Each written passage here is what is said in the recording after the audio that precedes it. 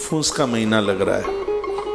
फूस के महीने में सूर्य भगवान को वंदन करना, प्रणाम करना, आप पूरे वर्ष भर, ये बात वैसे मैं कल बोलूँगा, पूरे वर्ष भर आप सूर्य नारायण को अर्घ न दे पाएँ तो 1 महीना आप भगवान सूर्य देवता को अर्घ जरूर दीजिएगा।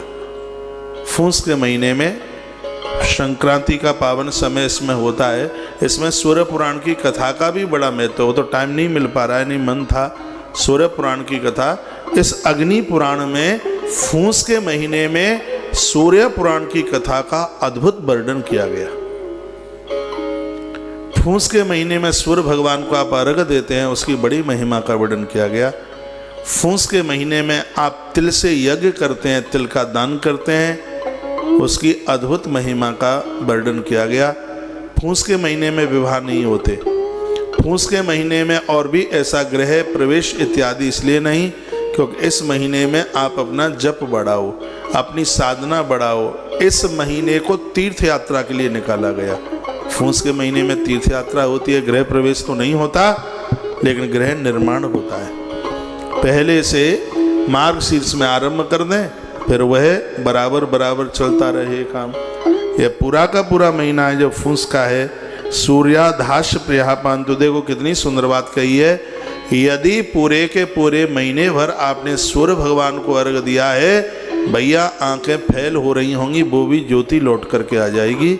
सूर्य भगवान को अर्घ देने का इतना बड़ा प्रभाव है और सब कुछ विश्वास में ही तो है। मान लो तो ठीक है, आज नहीं तो कल जो आप जो जजमान बन रहे हैं इसके, इन 18 पुराण, उपपुराण, औप पुराण का आयोजक जजमान बनने की कितनी बड़ी महिमाएं हर पुराण में श्लोक लिख करके अग्नि देवता ने स्वयं अपने मुख से वर्णन किया।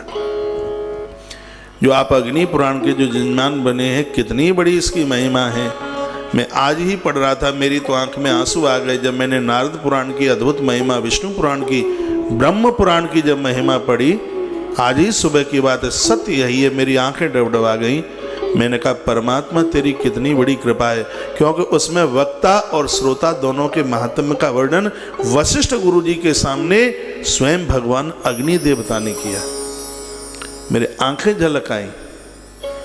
वह पढ़कर वह महिमा, या तो ये कथा आज आ जाएगी, नहीं तो कल जरूर आ जाएगी।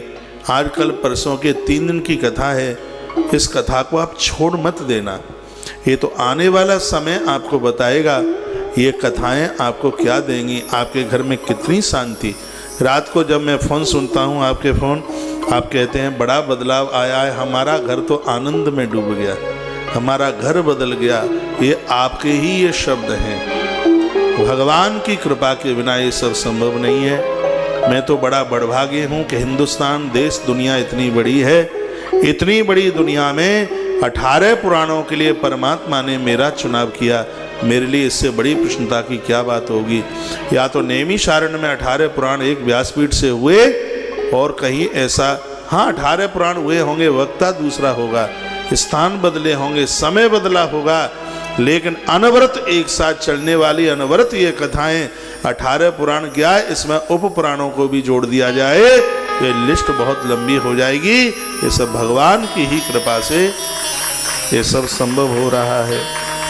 सूर्यधाश ग्रह पंतु, इसमें लिखा हुआ है कि जो सूर्य भगवान को नित्य अर्घ देते हैं और जिनके रूठे हुए ग्रह हैं वो सब पक्ष में आ जाते हैं, क्योंकि सूर्य जिसकी किसी भी ग्रह के साथ में बैठ जाए उसी ग्रह को वो अस्त कर देता है। एक बार पुनः मैं इस बात को निवेदन करूंगा, ये बात याद में होना चाहिए। जो सूर्य को नित्य अर्घ देते हैं, यदि किसी के हीन ग्रह भी हैं तो वो अपना प्रभाव नहीं दिखा पाते, ऐसा अग्नि पुराण अंतर्गत लिखा गया है। इसलिए नित्य सूर्य को अर्घ दीजिए।